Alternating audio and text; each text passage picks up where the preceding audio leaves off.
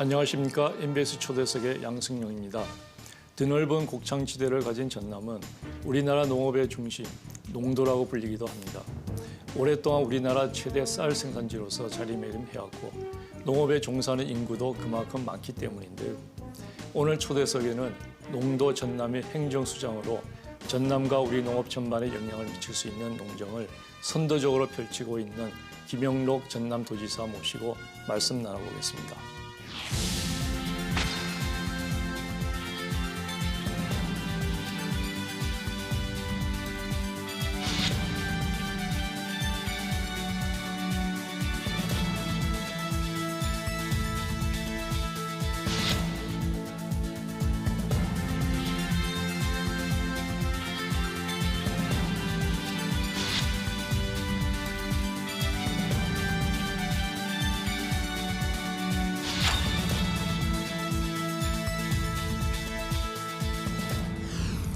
오늘 스튜디오에는 김영록 전남도지사님 자리해 주셨습니다. 도정으로 정말 바쁘실 텐데 이렇게 나와주셔서 고맙습니다. 예, 반갑습니다. 예. 취임하신 지 벌써 1년하고도 3개월이 지났네요. 그 변화와 발전을 바라는 국민적인 요구가 어느 때보다 큰 시기인 만큼 도지사로서도 그 책임감이 굉장히 크셨을 것 같습니다. 그 소회를 좀 말씀해 주시죠. 예, 벌써 1년 3개월 됐다고 이렇게 말씀하셨는데요. 1년 됐다고 해서 1년 성과 기자 브리핑을 했던 게 엊그제 같은데 벌써 또 3개월이 지났습니다. 예. 정말 시간이 화살같이 빨리 지나가고 지난 1년 3개월 동안 쉼없이 달려왔습니다. 전라남도 생명의 땅 으뜸 전남을 만들기 위해서 우리 도민들과 그동안에 여러 가지 또 부대끼면서 또 한때는 보람된 이런 생각을 가지고 열심히 뛰어왔습니다.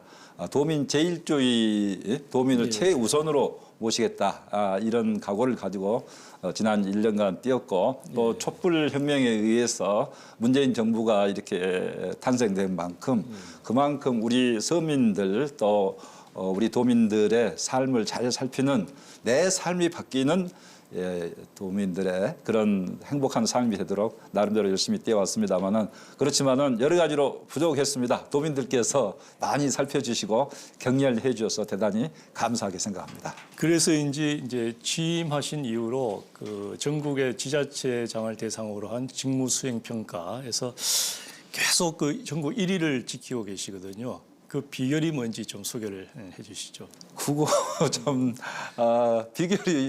비결이라 하니까 정말 제 어떤 실력으로 뭐가 된 것 같은데 제 실력이라기보다는 우리 도민들께서 우선 후한 점수를 주신 부분에 대해서 대단히 감사하게 생각을 합니다. 아울러서 우리 또 전라남도에 있어서는 문재인 대통령님에 대한 지지도도 높고 또 이낙연 총리님이랄지 여러 분들에 대한 지지도도 대단히 높은 측면에 있기 때문에 또 그런 덕도 제가 좀 보고 있지 않느냐 이렇게 생각을 하고요.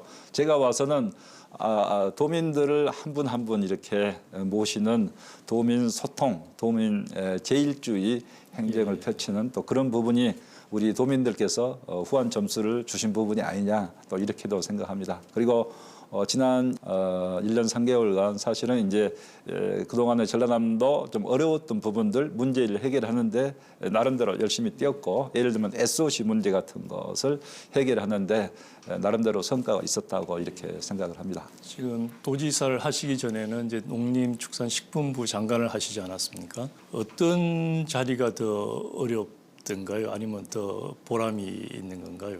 어렵게 생각하는 것은 맨 처음에 농림축산식품부 장관 될 때 어렵게 생각했습니다. 왜냐하면은 그 당시에는 쌀값이 제가 장관 지명 받았을 때 12만 6천 원대 있었거든요. 그래서 이 쌀값을 올려야 되겠다는 그 생각 또 농민들한테 그 쌀에 대한 우선 지급금 문제가 대단히 큰 불만 사항이었습니다. 정부에 대해서. 그래서 그런 문제를 풀어나가는 게 굉장히 사실 어려운 문제라고 생각이 됐기 때문에 어렵게 출발을 했는데 어찌됐든 제가 농림축산식품부 장관을 있을 때 쌀값 문제가 어느 정도는 해결의 단초가 풀려서 이제 그 후로 15만 원 돌파해서 17만 원까지 이제 19만 원까지 이렇게 올라가게 됐는데요. 전라남 도지사에 대해서는 제가 전라남도가 어떤 곳이라는 것을 행정부지사도 지냈고 국회의원 하면서 이렇게 봤기 때문에 너무 잘 알고 있습니다. 그래서 어렵게 생각하기보다는 머리가 대단히 무거웠다. 왜냐하면 어떻게 이것을 정말 우리 전라남도 어려운 처지의 전라남도를 어떻게 발전시킬까 하는 그 책임감이 대단히 무거웠다. 이렇게 구분해서 말씀드리겠습니다. 예. 지사님께서 현안에 대한 명확한 이해와 또 그 소통 그리고 성과 위주의 그런 도정을 펼치셔서 민선 7기 도의사 취임 이후로 이건 정말 그 잘해냈다 싶은 성과를 꼽으신다면은 어떤 것이 있겠습니까? 여러 가지가 있습니다. 여러 가지 있다니까 잘한 것 같습니다만은 사실 어렵게 출발했는데요. 몇 가지를 해결을 했습니다. 그래서 우선 전라남도가 그동안의 SOC 문제를 해결하지 못했습니다. 그런데 문재인 정부 와서 무안국제공항에 고속철도 KTX가 경유하는 문제가 차대 해결됐고요.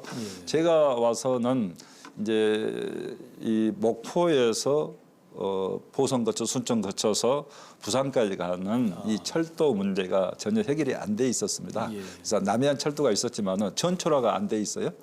그래서 목포에서 순천 가는 그 길을 철길을 전철화까지 하도록 이렇게 했고요.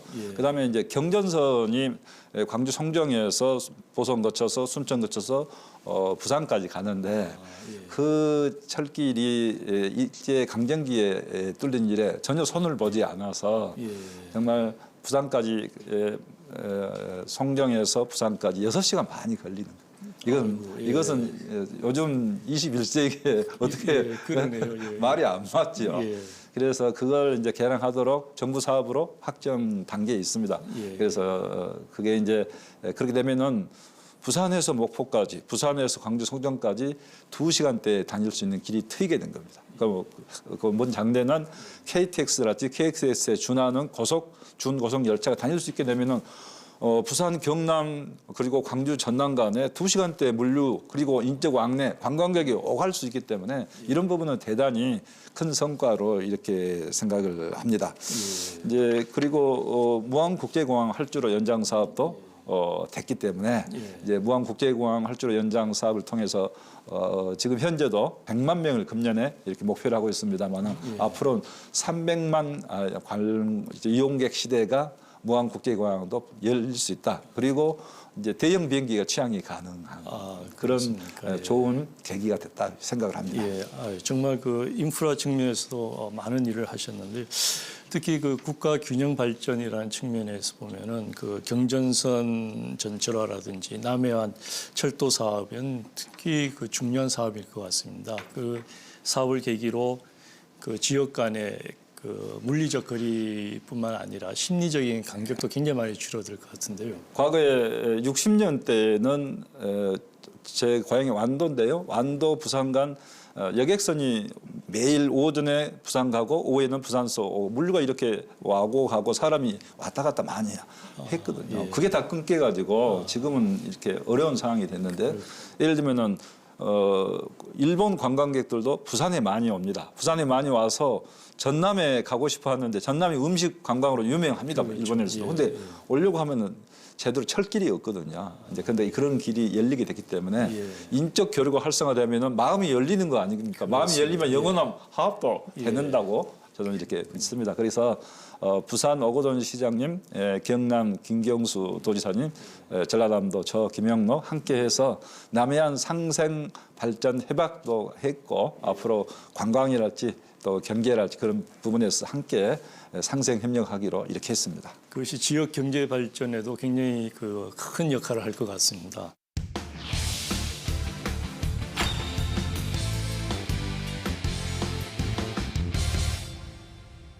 전남 지역은 이제 전국 최대 농도로서 우리나라 농업의 중심이라고 할 수 있는데 현재 그 전남 농업의 현황을 잠깐 짚어주시죠. 네, 농업하면 전남, 농도하면은 전남인데요. 그러면서도 우리 전남이 사실은 농업에 있어서 1등을 하고 있지 못한 부분도 있어서 정말 그렇습니까? 아쉽게 생각하고 또 저희들이 정말 노력을 많이 해야 되겠다 생각을 합니다. 쌀이랄지 밀이랄지 고구마 또 양파, 마늘, 겨울 배추 이런 배추 이런 부분 전남이 13개 품목에서 주요 품목에서 전국 1위를 하고 생산면에서 1위를 하고 있고 친환경 농업에 있어서도 전국 1위. 그다음에 친환경 축산도 농가 수도 전국 1위를 하고 있고요. 또 이제 전남은 구제역에 있어서도 전국 유일하게 청정 지역으로 그렇군요. 남아 있고 또 AI도 지난 겨울 시즌에 있어서 AI 한 건도 발생하지 않아서 AI도 청정 지역이 됐는데요. 이렇게 전남은 정말 친환경 농업 그리고 맛과 멋의 고장으로서 농업과 연계해서 크게 모든 것이 함께 발전할 수 있는 그런 여건을 가지고 있기 때문에 전남은 앞으로 농업을 복합 산업에서 관광 산업, 식품 산업 이렇게 할 수 있는 그런 좋은 여건을 가지고 있는 전국에서도 가장 뛰어난 빼어난 지역이다 이렇게 생각을 합니다. 그 생산량이 많은 것도 그렇지만 그 친환경 농업 또 청정 축산 이런 것은 특별한 노력이 필요할 것 같습니다. 어떤 노력을 특별히 하고 계시는지요? 친환경 농업을 앞으로 전남의 농업의 미래 비전으로 하자. 그리고 친환경 농업을 통해서 수출 산업으로 하자. 그래서 농업도 이제는 소득 산업이 돼야지 언제까지 농업이 이렇게 뒤처진 산업으로 있을 수 없다. 이런 생각을 갖고 있고요. 우리 농민들도 그런 면에 대해서는 대단히 다 공감을 하고 있습니다. 그래서 친환경 농업 단지를 더 규모화하고 더 늘리도록 이렇게 하고 또 친환경 농업은 방금 말씀드린 대로 소득 장목화하고 특히 수출까지 할 수 있도록 적극적으로 육성할 생각을 갖고 있습니다. 또 친환경 축산까지 가기는 좀 어렵다 하더라도 환경 친화적인 축산을 해야 된다. 이제 동물 복지형 축산이 돼서 우리 국민들도 정말 신뢰하고 안전하게 먹을 수 있는 축산이 돼야 된다. 이렇게 생각하고 또 그런 부분도 적극적으로 국가에서 하고 있는 것 플러스 전라남도에서 더 추가적인 노력을 하고 있습니다. 그러시군요. 그 고령화와 그 농업 인구의 감소, 또 농업 노동력 부족 이런 것은 우리 이제 농업이 가지고 있는 큰 문제인데 아마 전남도 예외는 아닐 거라고 봅니다. 전남에서는 이 문제를 어떻게 풀어가고 계시는지요? 가장 어려운 부분이 사실은 그렇게 인구 감소 문제인데요. 사실 전남은 학계 출산율에 있어서는 전국에서 가장 세종시 다음으로 전남이 가장 2등인데요. 세종시는 어차피 최근에 신설된 젊은 사람들이 많은 도시니까 사실상 1위는 전남이 하고 있다고 봅니다. 그래서 1.25인데요.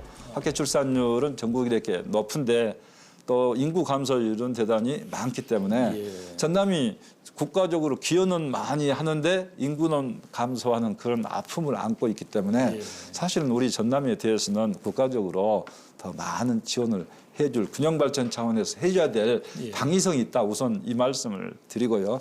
그렇지만 우리 전남도는 또 자체적으로 노력을 많이 하고 있습니다. 우선 청년들이 우리 이제 벤처 창업이 됐던 또 영농 벤처 창업이 됐던 청년들이 정착할 수 있는 그런 프로그램을 만들어서 적극적으로 시행을 하고 있습니다. 또 기농기촌, 또 기여도 지금 어느 전국 지자체보다도 지원을 활발하게 하고 있고 또 기농기촌 기여 부분에서는 전국적으로 전남이 이제 1위가 됩니다. 그래서 이제 프로그램 중에서 기농기촌 프로그램 중에서는 전남에서 먼저 살아보기. 그래서 한 달 먼저 살아보기, 한 달간 살아보면은 내가 과연 여기서 정착할 수 있을지, 또 정착을 하더라도 어떤 농업을 하고 어떻게 할 것인지를 설계할 수 있는 그런 시간이 된다고 생각합니다. 그래서 1개월 살아보기 이렇게 하고 있는데요.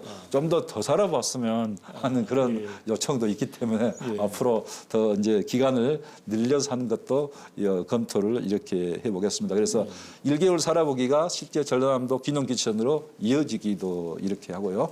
또 기농기촌 센터를 이제 우리 농협중앙회하고 협의를 해서 서울에 기농기촌센터를 만들어서 꼭 전남까지 와서 교육을 받지 않고 서울이나 수도권에 계신 분들은 이제 수도권에 있는 서울에 있는 농협중앙회하고 하는 저기 위탁하는 센터에 와서 기농기촌 교육을 받고 전남에 가서 이렇게 해야 되겠다 쓰면은 아까 말씀드린 한 달 살아보기도 할 수 있고 또 다른 프로그램을 이용해서 전남에서 체험하면서 기능기촌을 적극 권장을 하고 있습니다. 그렇군요. 예. 전남에서 한 달 살아보기는 어떻게 그 지자체에서 어떤 특별한 지원이나 프로그램이 있으시는지요? 또 전남에서 한 달 살아보기는 기능기촌 프로그램도 있고 한 가지가 더 있습니다. 여행하신 여행을 좋아하시는 분들이 전남에서 또 한 달 내지 뭐 얼마 동안 한 달 이내에서 이렇게 살고 여러 가지 프로그램을 경험하면서 그걸 이제 SNS 글로 남기는 그런 프로그램도 있는데요. 그건 저희 전라남도에서 지원을 하고 있습니다. 그렇군요. 저희 같은 나이 많은 사람도 가능합니까? 그 참여가?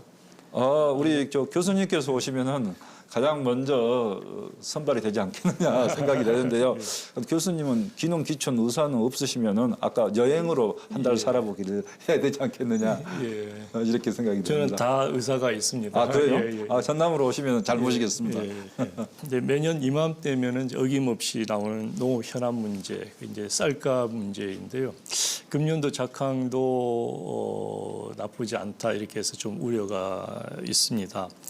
그 전남에서는 지금 이 문제에 대해서 어떤 그 수급 조절을 비롯해서 어떤 대책을 준비하고 계시는지요? 전남은 쌀값 면에 있어서는 역할을 많이 해주고 있다고 생각합니다. 쌀 생산 조정제, 그러니까 쌀 농사 대신 다른 작물, 타작물을 재배하는 거에 전남이 사실은 어느 지역보다도 더 많이 그런 역할을 하고 있고 또 전남은 다수학 품종보다는 품질 위주의 쌀 생산을 하고 있기 때문에 사실 전남이 수확 양에 있어서는 오히려 좀 다른 어느 시도보다는 좀 더 줄고 있습니다. 그렇지만 품질로 경쟁을 한다. 이렇게 하고 있는데 그래서 전남 쌀을 그만큼 품질 위주로 하고 있다는 것을 이해를 해주시고 우선 쌀값 정책은 이제 전남만 갖고는 안 되죠. 이건 국가 정책으로 해야 될 일인데 올해는 한 9만 톤 내지 10만 톤 정도가 쌀이 남아 돌 거다 이렇게 생각해서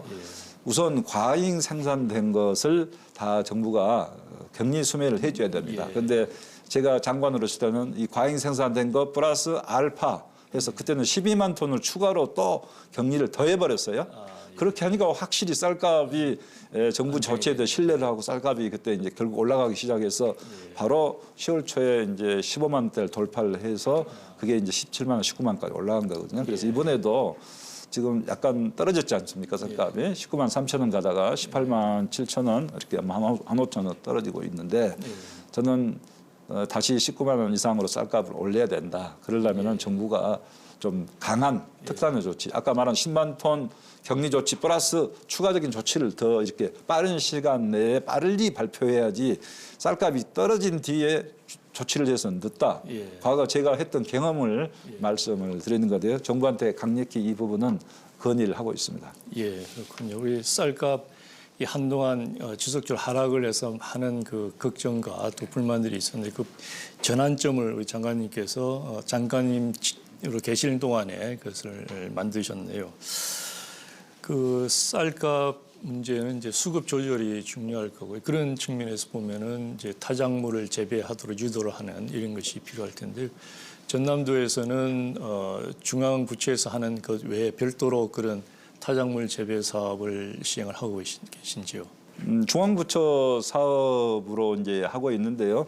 이제 중앙부처에서 하는 것은 단가를 올려줬어요. 단가를 이제 쌀값이 많이 올라가서 타작물 하는 게 그만큼 더 플러스 알파 인센티브를 줘야 타작물을 하는 거지 할 수가 없잖아요. 그래서 정부의 단가는 올려줬는데 그것만 갖고는 좀 부족한 것 같습니다. 그래서 타작물 재배 단지는 배수 개선 사업 같은 것은 우선적으로 해주고 또 사료작물 종자 때도 지원해주고 기계 장비랄지 사일리지랄지 이렇게 우리가 지원하는 품목에 있어서는 우선 조치하고 또 추가적으로 조치하도록 전남에서는 인센티브를 많이 주려고 노력을 하고 있습니다. 그렇지만은 저희 도도 이제 예산의 한계 때문에 많이는 못했습니다만은 저희 도가 또 추가적인 노력을 하고 있고 우리 이제 쌀 농가에서도 타작물 재배에 어려움을 많이 하소연을 하고 있습니다. 그래서 이제 쌀 재배를 하든 타작물을 심든 소득이 비슷하게 나와야 저희들도 자유롭게 이렇게 권장할 수 있는 거 아니겠습니까? 그래서 이 부분은 정부에서 좀 더 과감하게 어떤 작물을 심더라도 소득이 좀 차이가 나지 않게 조치할 필요가 있다 이렇게 생각을 합니다. 지금 이제 국내에서 그런 문제를 더해서 이제 그 대외적인 어려움도 지금 있습니다. 최근에 그 일본과의 갈등을 겪고 있는데요. 그 과정에서 이제 일본에 수출하는 농산물이 또 타격을 받지 않을까 이런 우려도 있는 것이거든요. 전남도에서도 이제 일본에 많은 농산물을 수출을 하고 계신데 어떤 대책을 가지고 계신지요? 현재까지는 현실화되지 않았습니다만은 뭐 우리 이제 나라하고 일본하고 강하게 또 부딪히다 보면은 농산물, 수산물 수입까지도 수출 규제가 있을 수 있다 이런 경각심은 갖고 있습니다. 이번에 이제 일본에서 하고 있는 수출 규제 조치라고 하지만은 제가 볼 때는 이건 경제 보복이고 경제 침탈이다 이렇게 이야기할 수 있는 부분이라고 생각이 됩니다. 그래서 저희들도 만에 하나를 대비해서 철저하게 좀 조치를 취하고 있는데요. 우선 뭐 대일 수출의 되던 품목이 수출이 만약 안 된다고 했을 때는 국내 내수로 학교 급식이랄지 군 급식이랄지 또는 수매랄지 여러 가지 형태를 통해서 우리 농민들, 어민들을 보호할 수 있도록 이렇게 하겠다 하는 생각을 갖고 있고 이제 제가 농민들, 어민들도 이렇게 만나봤습니다만 이제는 일본의 수출을 예를 파프리카 같으면은 비교적 일본하고만 수출해도 이렇게 모든 문제가 해결될 수 있었는데 이제는 우리가 중국 시장이랄지 동남아 시장에도 눈을 돌려야 되겠다. 저는 오히려 그것은 정말 좋은 계기가 됐다 생각합니다. 그래서 특히 동남아 시장도 이제는 베트남이랄지 태국이랄지 베트남 가서 제가 들었습니다마는 중산층이 대단히 두꺼워지고 있습니다. 그래서 한국의 고급 식료품을 이제 선호하는 중산층이 있기 때문에 그런 측면에서는 우리 한국의 농산물, 수산물까지도 동남아 시장을 앞으로 적극 공략을 해야 된다. 이렇게 생각을 하고 있습니다. 그리고 우리나라 농수산물은 정말 세계적인 경쟁력을 가지고 있고 특히 수산물은 독보적인 존재 아닙니까? 그래서 안 먹으면은 일본 국민이 손해다. 저는 이렇게 생각을 하고 있습니다. 그래서 수출 규제를 수산물 수출 규제를 쉽게 할 수 있지는 않을 거다. 그렇지만은 우리는 이번 기회에 대비를 철저히 해야 된다. 이렇게 생각하고 있습니다. 이번 그 일본과의 그런 문제를 전화위복의 기회로 삼아서 수출선 다변화를 통해서 우리 농업을 한 단계 업그레이드 할 수 있는 기회로 만들 수 있겠다 이런 말씀. 네, 그리고 한 가지 더 말씀드리면은 이제 미국 시장도 저희들이 공략을 하고 있는데요. 미국의 이제 마트에 한인마트랄지 이런 마트들에 우리 전라남도 코너를 만들었습니다. 별도 코너를 만들었는데 굉장히 인기가 높아요. 왜냐하면은 미국의 교포 사이에서도 맛 하면은 전라남도, 전라도 이런 인식이 많이 있어서 우리 전남산 식품, 전남산 가공 상품을 많이 찾습니다. 그래서 별도로 코너를 만들어 수출이 지금 많이 늘고 있고요. 이제 아마존의 전남 브랜드관을 만드는 것도 미국의 아마존하고 같이 지금 협의를 하고 있어서 그렇게 해서 뭐 풀리게 되면은 한국의 예를 들면 전복죽 아침 식사로 최고입니다. 이게 만약에 미국 시장에서 먹히게 되면은 대단히 효과가 있지 않을까 생각해서 열심히 뛰고 있습니다. 그것이 잘 진행이 됐으면 좋겠습니다. 우리 지사님 문재인 정부의 이제 초대 농식품부 장관을 역임을 하셨고 또 우리 농업 농촌에 대해서 너무 잘 아시는 그런 분이신데요. 그래서 이제 도지사로 취임하신 후에도 그 농업인들이 피부로 느낄 수 있는 많은 그 농정을 펼치시고 있는 것으로 들었습니다. 그 구체적으로 좀 소개를 해주시죠. 그 맨 처음에 이제 도지사 된 이후에 농민들도 많이 만났는데 특히 이제 여성 농업인들께서 여성 농업인 행복 바우처 사업이 우리 전라남도가 전국에서 꼴등이다. 왜 꼴등입니까? 그랬더니 20만 원까지 주는 데도 있는데 10만 원이라서 전국에서 제일 적다. 그래서 제가 와서 바로 20만 원으로 전국 최고 수준까지 이렇게 올렸습니다. 올리면서 여성 농업인들도 정말 고생을 많이 하잖아요. 그런 역할을 하면서도 또 문화 복지 혜택을 못 누리기 때문에 이제 그런 부분 조금이라도 혜택이 갈 수 있도록 여성 행복 바우처 지원 사업도 20만 원을 올리고 그 받을 수 있는 연령을 70세까지였어요. 그것도 75세까지 연장해 달라서 연장을 이렇게 해줬고, 그다음에 이제 농번기에 공동급식 하는 게 굉장히 또 농민들에게는 특히 여성 농업인들은 굉장히 선호합니다. 그래서 공동급식제를 통해서 농번기에는 할 수 있도록 적극 지원을 하고 있고, 또 농촌 인력센터도 운영을 하고 있고, 농업인 월급제도 제가 와서 전 시군 다 이렇게 실시하는 방향으로 이렇게 했는데요. 일부의 호응이 그친다 그런 측면도 지적을 받고 있습니다만, 그러나 하신 분들은 만족도가 대단히 높습니다. 그리고 이제 근본적으로 농업인 공익수당제를 지금 신설하자 이렇게 해서 내년부터 도입하기로 지금 농어민들하고 그다음에 농민단체 그리고 시장군수들하고 같이 협의를 해서 협약을 맺었습니다. 그래서 내년도부터 한 60만 원 정도를 예상을 하고 있습니다만은 농업인 공익수당을 지급한다. 이 부분은 이제 액수가 많지는 않습니다. 솔직히 말하면 그렇긴 하지만은 농업의 공익적 기능이 대단히 중요하고 농업은 시장 가치로서 평가받지 못한 부분이 있는데 우리나라에 있어서는 농업의 가치를 너무 알아주지 않습니다.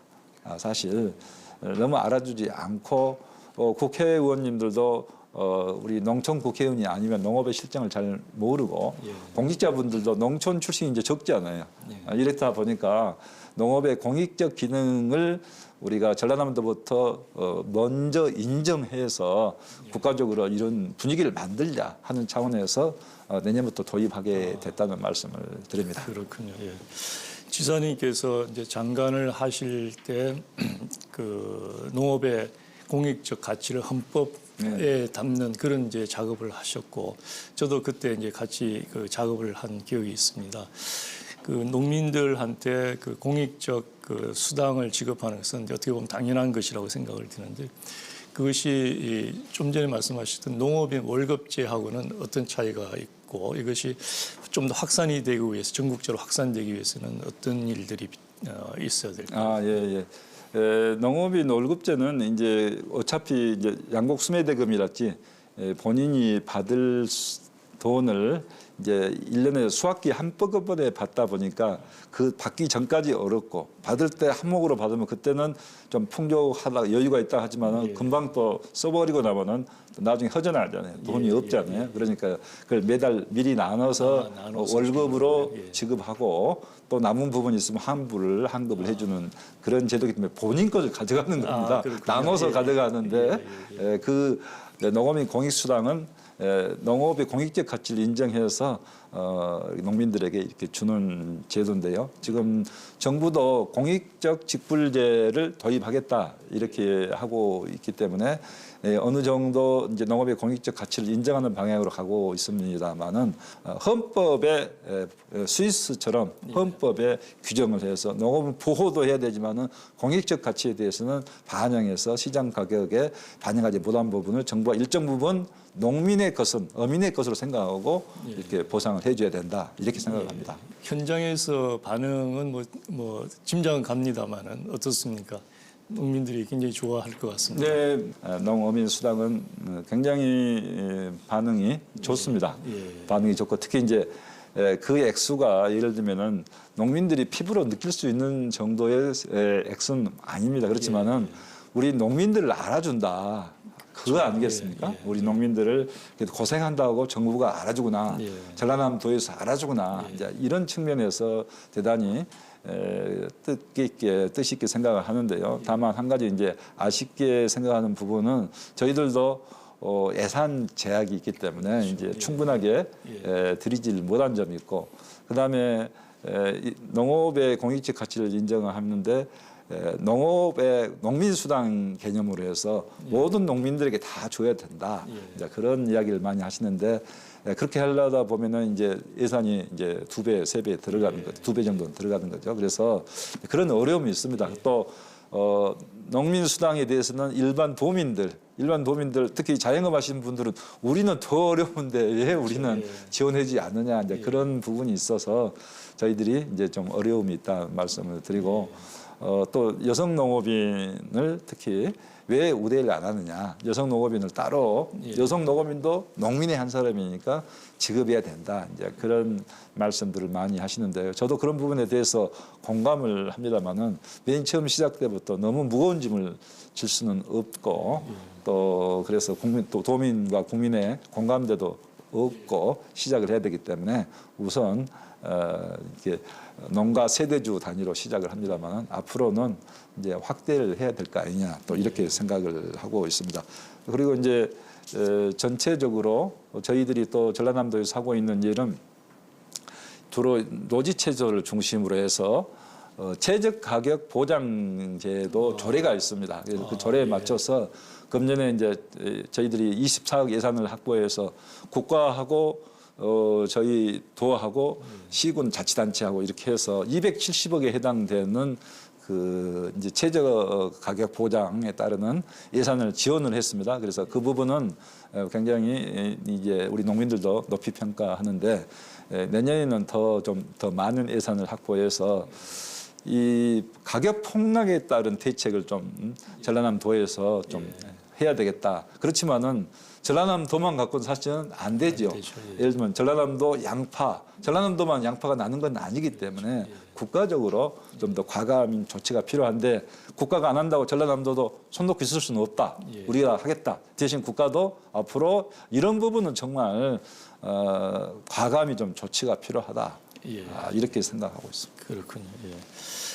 그 다양한 농업 정책 또 복지 사업을 하기 위해서는 이제 그 예산이라는 것이 항상 이제 문제가 될 것이고요.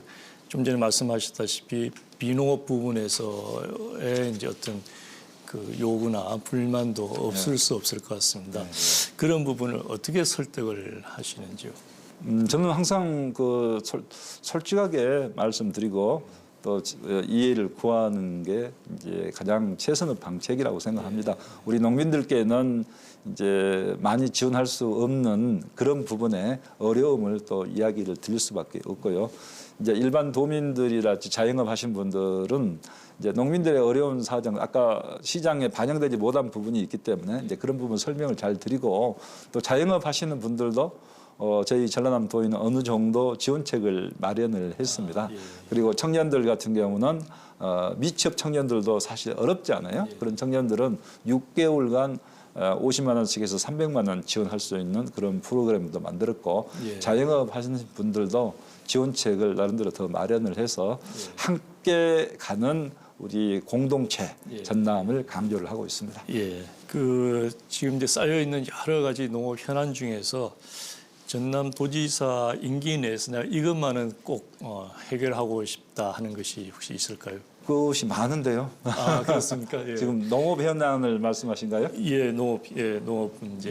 농업 문제는 이제 여러 가지가 있는데 우선 지금 기후 변화에 따라서 이렇게 아열대화되고 있기 때문에 이제 아열대 작물 체계들 저희들이 연구도 하고 시험 연구 재배도 하고 또 이렇게 보급하고 이런 프로그램이 마련되어야 되기 때문에 아열대 농업연구소 연구단지를 전남에 지금 만들기로 이렇게 했습니다. 그래서 이제 그 부분 좀 시간이 걸리겠습니다만은 농식품부, 농진청하고 함께 전남이 가장 먼저 발빠르게 좀 움직여서 이렇게 하겠습니다.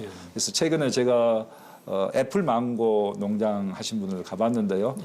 대단히 크게 하고 있고 애플 망고 맛이 동남아시아 산보다 훨씬 맛있습니다. 오히려 맛이 있고 또 그 애플 망고 그 나무까지도 이렇게 거기서 이렇게 배양해서 이렇게 보급하고 있는 걸 봤는데 젊은 사람이 그렇게 하고 있어요. 그렇게 이제 새로운 그런 농업에 있어 신산업도 일으키면서 결국은 아까 제가 설명했습니다만 친환경 농업, 친환경 농업이 지금까지는 주로 쌀농사 위주였는데요.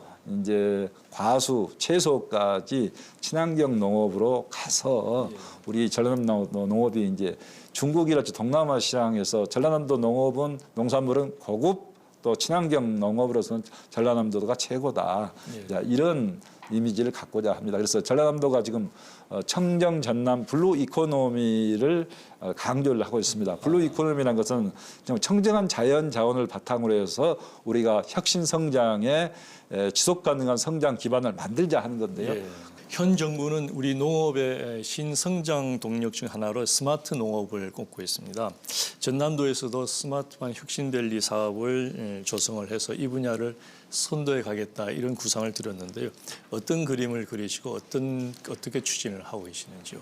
예, 저희도 이제 스마트팜 혁신밸리 사업을 농식품부에서 이제 4개 지역 공모를 했어요. 먼저 2개 지역 공모에서는 전라남도는 떨어져 가지고 제가 장관 때 만든 제도에서 떨어져 가지고 엄청 많이 꾸중을 들었습니다만은 이제 두 번째 또 2개 추가할 때 전라남도가 공모에서 선정이 됐습니다. 그래서 전라남도 고흥군에 스마트팜 혁신밸리를 만들게 됐는데요.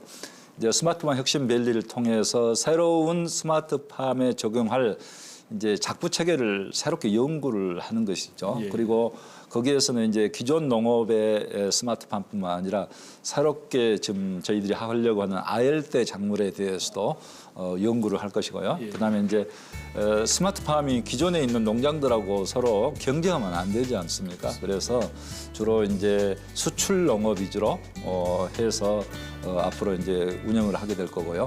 거기에서는 이제 생산만 하는 게 아니고 인대 단지, 교육 단지가 있어서 거기에서 교육 청년 벤처 농업인들이 와서 교육도 받고 또 일정 부분은 임대 그 스마트팜을 일정 부분 이렇게 배정 받아가지고 실제 이제 스마트팜 농업을 해보기도 하고 또 일정 부분은 기존 주민들에게 함께 참여할 수 있는 그런 공간을 이렇게 분양을 할애를 해서 주민들도 직접 스마트팜을 운영할 수 있게 이렇게 여러 가지 복합적인 구조를 이렇게 만들고 있습니다. 그래서 현재 준비 중에 있고 이제 2022년부터는 본격 생산될 건데요. 이 스마트팜 혁신밸리가 결국은 이제 우리 농업이 스마트화 가는 방향으로 갈 수밖에 없지 않겠느냐. 그렇다 보면은 우리가 이것을 거부한다고 해서 거부할 수 있는 게 아니라 하면은 먼저 우리가 받아들이자. 특히 농업의 어떤 생산성을 올리기 뿐만 아니라 농업 인력이 부족하지 않아요. 그런데 인력 해결 차원에서도 많이 도움이 될 수 있다 이렇게 생각합니다. 한편에 그러지만은 스마트 농업에 대해서 또 걱정하는 분들이 많아요. 이를테면 우리는 적응할 수 없기 때문에 예를 들면 스마트화 되면은 밀려난 거 아닌가. 이런 걱정들을 하시는 농업인들이 계시기 때문에 그런 걱정을 덜도록 이런 스마트팜 혁신밸리와 아울러서 알기 쉽게 우리 농업을 앞으로 스마트화해 나가는 거 그런 부분도 함께 하겠습니다. 예를 들면 예전에 개원기가 없었는데 개원기 들어와서 편리해졌잖아요. 그러면 앞으로 또 스마트화 농기계가 들어오면은 더 편리해질 수도 있다.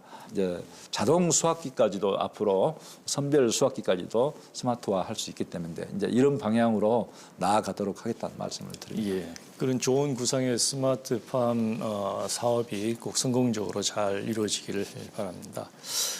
최근에 농림축산식품부의 수장이 새로 바뀌었습니다. 선배 장관의 입장에서 혹시 제안을 하시고 싶거나 또는 조언을 드리고 싶은 게 있을까요? 예, 김현수 장관님은 저와 함께 제가 농림축산식품부 장관으로 있을 때 차관으로서 대단히 이 일을 정말 잘 해줬고 일 처리도 깔끔하고 명확하고 잘 하신 분입니다. 그래서 제가 대단히 든든하게 생각하고 가장 적임자 중에 한 분이 이번에 장관이 되셨다 이렇게 생각을 합니다. 그래서 제가 축하 전화도 드렸고요. 그러면서도 이제 한 가지 부탁은 제가 드렸었습니다.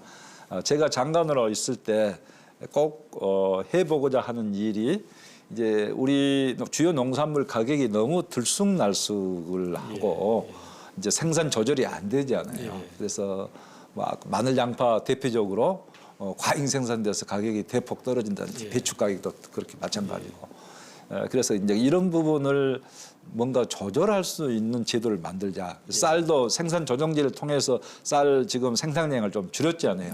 그런데 다른 품목도 뭔가 그런 장치, 제도적 장치를 마련하는 게 대단히 필요하다 생각을 저는 하고 있습니다. 그래서 제가 장관 때 이제 중요한 거 무허가 축산 문제까지도 어느 정도 그때가 일단락을 어느 정도 지으면서 이제 이 문제를 제가 가장 중요하게 생각하고 이렇게 해결해 보고자 이렇게 했습니다만은 제가 장관직을 일찍 좀 이렇게 그만두고 도지사로 출마를 하면서 그 부분을 제가 제대로 역할을 못해서 하고는 있었습니다만은 제대로 제도 정착이 안 돼서 아쉽게 생각하고 있습니다. 그래서 이제 우리 농민들이 가장 원하는 것은 저는 그런 부분 아니겠느냐.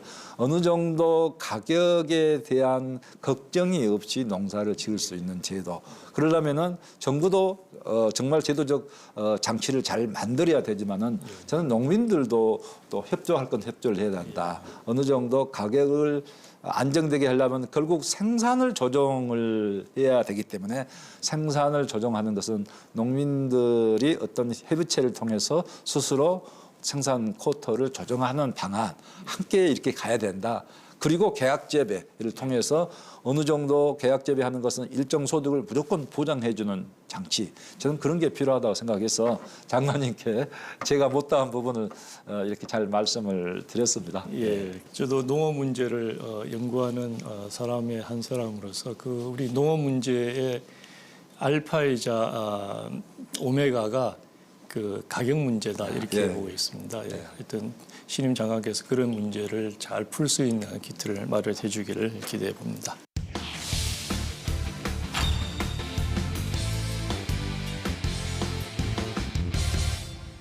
미래 비전으로 블루 이코노미를 수립해서 선포식을 하셨는데요. 블루 이코노미 어떤 의미를 가지고 있는가요? 네, 지난 7월 12일 날 대통령님을 모시고 우리 전남 도민께 드리는 블루 이코노미 비전 선포식을 가졌습니다. 이제 블루 이코노미라는 것은 이제 우리말로 하면 청색 경제인데요. 이제 청색 경제 블루 이코노미는 결국 좀 확장된 개념으로 해서 우리 이제 성과 바다, 하늘, 드넓은 벌판, 이 전남이 가지고 있는 청정 자연 자원이 많이 있습니다. 그런 자연 자원과 역사 문화 자원까지 이렇게 다 했을 때 이 청정한 이 자원을 바탕으로 해서 미래의 혁신 성장의 동력을 만들어 보자 하는 게 쉽게 말하면은 이제 블루 이코노미가 되겠는데요. 이제 그 부분을 몇 가지로 좀 대형 사업들을 중심으로 해서 이제 6가지 사업을 제가 프로젝트를 만들었습니다. 그래서 첫째는 이제 에너지 신산업을 전라남도에서 에너지 신산업의 수도 광주 전남 혁신도시 나주를 이렇게 메카로 하고 있기 때문에 이제 블루 에너지, 그다음에 남해안을 중심으로 하는 이 신성장 관광 산업을 크게 한번 일으키고 그 신성장 관광 산업을 통해서 내일까지 광주까지도 함께 이렇게 고루 혜택이 가는 블루 관광, 블루 투어. 그리고 이제 세 번째는 청정 자연 자원 이런 바이오 메디컬 이런 산업을 할 수 있는 자원이 많기 때문에 이제 블루 바이오 산업을 일으켜보자 이렇게 하고 있습니다. 그리고 네 번째는 이제 전남이 강점이 있습니다. 드론 산업은 드론 산업의 공역이 전라남도가 이렇게 가장 먼저 잘 확보가 돼 있고 또 스마트 이모빌리티 이런 산업도 전라남도가 지금 현재 규제 자유구역 특구로 이렇게 지정되어 있기 때문에 이런 블루 트랜스포트, 블루 운송 수단 그리고 이제 아까도 설명드렸습니다만은 블루 이코노미 하면은 근본이 블루 농수산. 전남은 농수산에서 제일 강점이 갖고 있기 때문에 특히 친환경 농업을 비전으로 하는 블루 농수산. 그리고 여섯 번째가 이제 이 스마트 블루 시티인데요.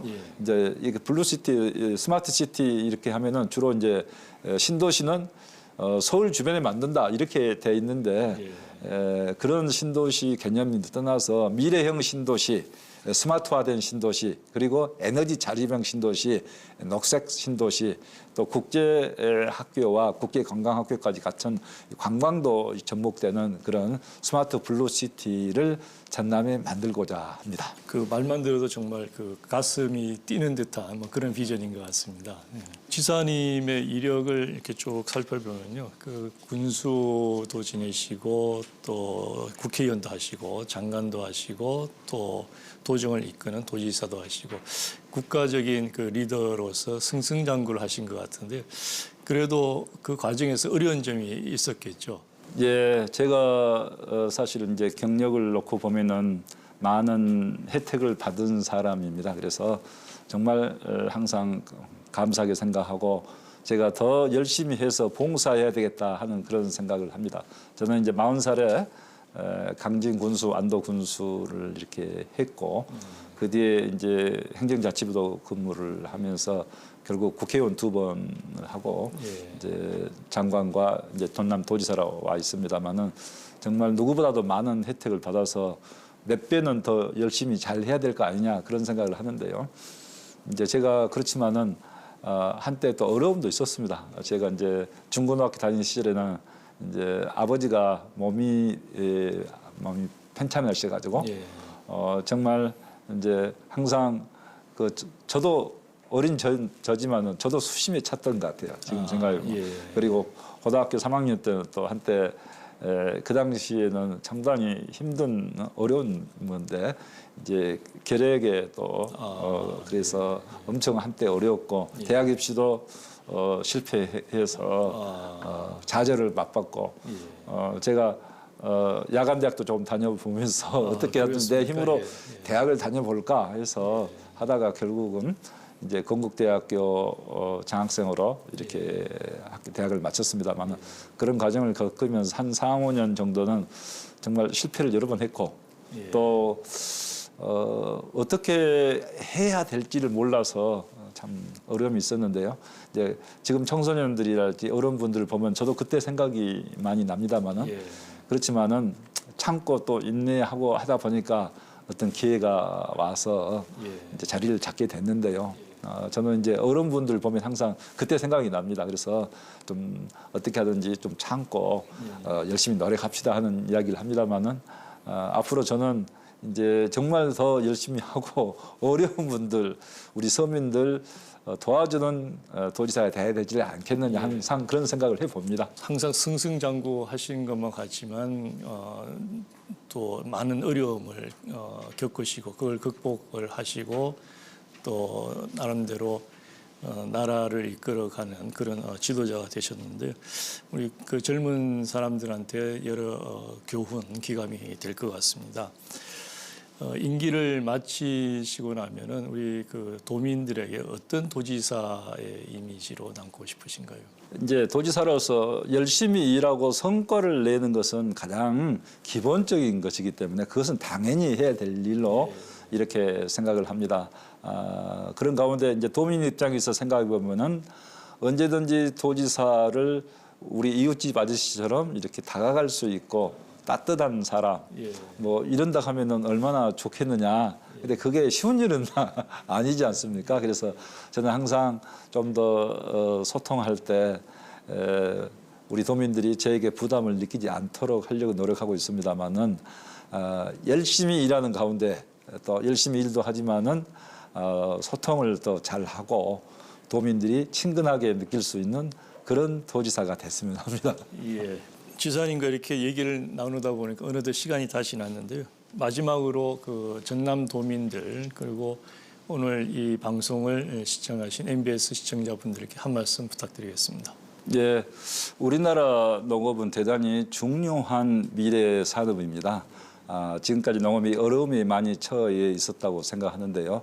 그렇지만은 선진국일수록 농업을 가치를 중하게 여기고 보호하는 그런 나라가 바로 선진국입니다. 그래서 우리나라도 이제 선진국 대열에 들어섰기 때문에 농업의 그 가치를 더 이렇게 국민들이 더 알아주시고 또 농업의 가치 속에서 우리 국민들이 함께 체험하고 농업 속에서 우리 농촌 속에서 또 농민들과 함께 정말 어떤 우리 그 국민들의 따뜻한 정서를 함양하고 느낄 수 있는 그런 대한민국의 따뜻한 농촌, 따뜻한 농업이 국민과 함께하는 그런 농업이 됐으면 하는 생각을 갖고 있습니다. 전라남도는 특히 우리 대한민국 농업에 있어서 1번지라고 할 수 있기 때문에 그런 면에서 우리 전라남도 농업 더 사랑해 주시고 저희들도 더욱 열심히 해서 우리 국민들이 정말 맛있게 그리고 안전하게 먹을 수 있는 전남의 농수산물을 많이 생산할 수 있도록 적극 지원하고 노력하겠습니다.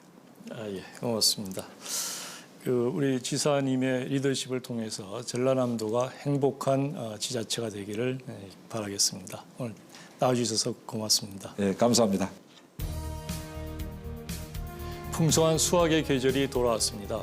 그러나 가을 들녘을 바라보는 농심은 그리 밝지 못합니다. 날로 높아가는 인건비와 자재비, 변덕스러운 자연재해와 수입 농산물의 파고에 맞서 애써 키워낸 농작물의 제값을 받기가 여전히 힘들기 때문인데요. 맡은 바 책임과 권한이 적지 않고 지역의 농심과 어려운 현안을 누구보다 잘 알고 있는 지방자치단체장들이 농업인들의 든든한 버팀목이 되어주기를 기대합니다. 함께해 주신 여러분 고맙습니다.